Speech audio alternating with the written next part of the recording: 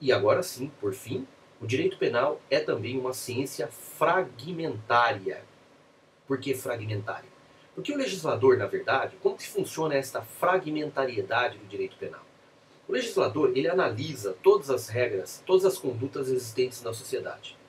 Ele isola, ele fragmenta uma determinada conduta e analisa se aquela conduta é importante sob o ponto de vista penal. Se aquela conduta for importante sob o ponto de vista penal, ele eleva aquela conduta à categoria de crime, e sobre esta conduta que ele elevou e que ele reservou, ele lança uma pena, uma sanção penal respectiva. Então veja, o direito penal ele só se preocupa com as condutas mais importantes para a manutenção da paz social, para a manutenção da convivência social. Então somente aquelas condutas, aqueles fatos que são graves é que tem a proteção penal. Costuma-se afirmar que o direito penal é a última ratio, ou seja, o direito penal é o último que deve ser aplicado. Vamos imaginar, por exemplo, a conduta de fumar. O legislador, ele isola aquela conduta, ele fragmenta aquela conduta e analisa se aquela conduta é importante sob o ponto de vista penal. E até agora, nós não temos essa importância. Mas isso não significa que esta conduta de fumar, por exemplo, não tenha uma proteção legal. Por exemplo, hoje em dia nós temos a proibição de fumar em ambientes fechados. E a pessoa que fuma, ela pode sofrer uma multa, e o estabelecimento que eventualmente concorde com aquilo ou se omita na fiscalização também pode ser autuado. Então esta conduta de fumar, ela foi fragmentada, ela foi isolada pelo legislador, mas ainda não houve a imposição de uma pena para ela. Por quê? Porque ainda o legislador não entendeu esta conduta como importante sob o ponto de vista penal. Ok? Então estas são as características do direito penal. Primeiro, o direito penal faz parte do direito público. O direito penal é uma ciência, porque possui princípios próprios. O direito penal é uma ciência cultural, porque é uma ciência do dever ser. O direito penal é uma ciência normativa, porque ele abstrai qualquer análise filosófica, antropológica, psicológica e assim por diante. O direito penal é uma ciência finalística, porque ele analisa a finalidade do agente. E o direito penal é uma ciência fragmentária, porque ele se preocupa com as condutas mais importantes para a sociedade. Ok? Quais são as funções do direito penal? O direito penal ele possui basicamente duas funções. A primeira função é a proteção dos bens jurídicos. Proteção dos bens jurídicos. O que nós entendemos? Daqui a pouco a gente volta aqui. O que nós entendemos por bem jurídico? Bem jurídico são os valores ou interesses protegidos pela coletividade. Então, por exemplo, no crime de homicídio, nós temos qual é o bem jurídico tutelado? É a vida. No crime de furto, qual é o bem jurídico tutelado? É o patrimônio. Então, uma das funções do direito penal é a proteção destes bens jurídicos. É a proteção destes bens jurídicos. É a vida, é o patrimônio, é a liberdade, é a dignidade sexual, é a honra e assim por diante. Então, uma das funções do direito penal é a proteção destes bens jurídicos tutelados pela norma. Esta proteção, ela se dá de duas maneiras. Ela se dá através da chamada prevenção geral, ou seja, uma intimidação coletiva. A partir do momento em que o legislador ele estabelece que determinada conduta é importante e o descumprimento desta conduta vai acarretar a imposição de uma pena, de uma determinada forma, isso causa uma intimidação coletiva, traz uma intimidação para toda a sociedade.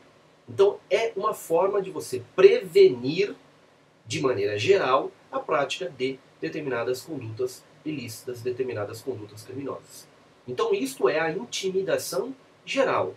Agora, qual é a outra forma de manter-se também, de proteger seus bens jurídicos? É através de um comprometimento ético pessoal. Então, você, todos nós, pessoas de bem, entendemos que, sabemos que eu não posso pegar aquilo que não me pertence. Ou seja, há um compromisso ético da minha parte, há um compromisso ético da sua parte, no sentido da manutenção de um bem coletivo. Por quê? Porque se a partir do momento em que eu me apoderar daquilo que não me pertence, e você também entender que isso é lícito, haverá todo um descompasso social. Então, protege-se o bem jurídico também através de um compromisso pessoal, um compromisso ético, ok? Nós sabemos que o que é certo e o que é errado. Isso faz parte da própria cultura, da própria educação de que nós fomos submetidos. Então, o direito penal possui esta função de proteção dos bens jurídicos, mas também possui a função de manter a paz social. Manter a paz social, ok? Por quê? Através da intimidação coletiva, através deste compromisso ético, ele protege aquele bem jurídico e mantém a paz coletiva, a paz social. Então estas são as funções do direito penal. Aqui eu já havia falado qual é o conceito de bens jurídicos. Paz social, obviamente, é aquela que deve reinar na vida em comunidade, uma paz coletiva, ok? E a natureza do direito penal, ele pode ser aferida no momento da apreciação da conduta humana. Esta apreciação da conduta humana, ela pode ser analisada sob dois aspectos.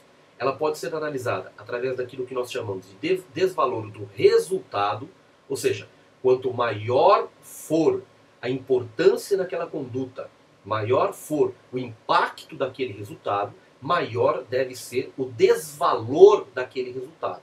Por exemplo, o crime de homicídio. O resultado que isso obtém é a exclusão da vida. Então, deve-se impor uma sanção respectiva através, principalmente, deste resultado que é mais gravoso do que a prática, por exemplo, de um furto. Então, a pena do homicídio deve ser mais grave do que a pena do furto, ok? E outra forma de você manter essa aferição dessa natureza do direito penal é através do desvalor da conduta. Ou seja, é a reprovação da própria conduta. É a reprovação da própria ação, independentemente do resultado que eventualmente ela venha ocasionar. Porque vejam, o homicídio, que tem uma pena de 6 a 20 anos, se o sujeito alcança o resultado, eu tenho a pena de 6.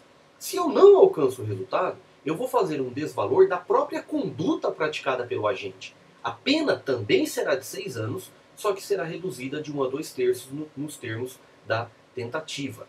Mas é importante nós analisarmos tanto o resultado quanto a conduta do agente. Então, na aferição da natureza da apreciação desta conduta, nós devemos levar em consideração tanto a reprovação da conduta, o desvalor da conduta, quanto o desvalor do resultado. Ok?